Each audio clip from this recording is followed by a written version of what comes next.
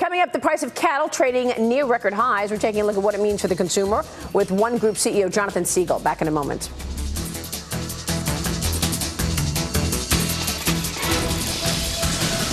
You know, it is not just oil prices that are falling. The price of live cattle down from record highs this year, seeing an 8% decline in December. In fact, the entire commodities complex. This could be good for my next guest company, which is known for steak dishes like these. He's the CEO of One Group. He's Jonathan Siegel. And Jonathan, it is good to have you on the program. Nice to be here. Last time you were on with me, you said you had commodities prices set through 2014, that you basically have your expectation in place. What does this mean for you for the new year? Well, we're at a stage now where we're doing the same thing. We're going out and we're forward buying where we can.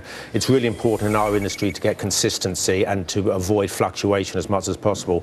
So you may pay a little bit more going in, but you hope to get that stability by locking in your commodity prices. And it also enables you to fix your restaurant prices at a stable level without having to fluctuate on a regular basis. You know, the other thing is that when oil prices, things like oil prices go down, it puts more money in people's pockets. And then maybe they spend that money going out to dinner. They spend that money on things for their home. What are you seeing in terms of traffic in the restaurants, in terms of consumer activity right now?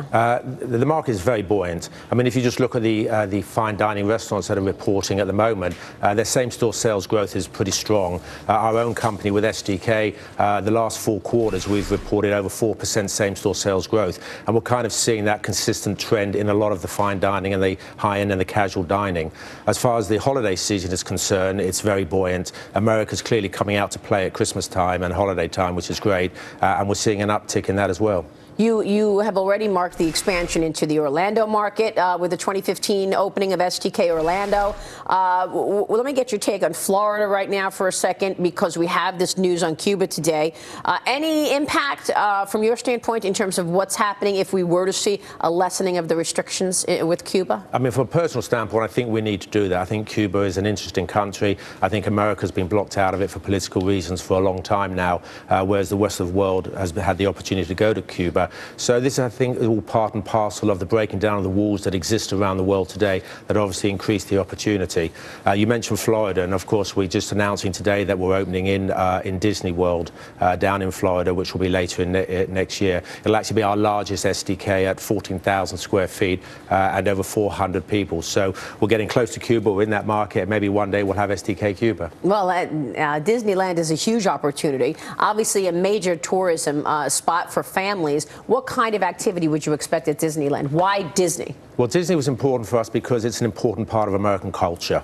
I think everybody knows Disney. The other thing that's important about Disney is it's where America and the world goes to play. So for us, it gives us the opportunity to really extend and open our brand to a much broader market to experience the STK magic and the STK experience. But also remember that Florida and Orlando is a great convention destination. It's a fantastic place for conventions, and STK is a really popular market, a popular restaurant for the convention market.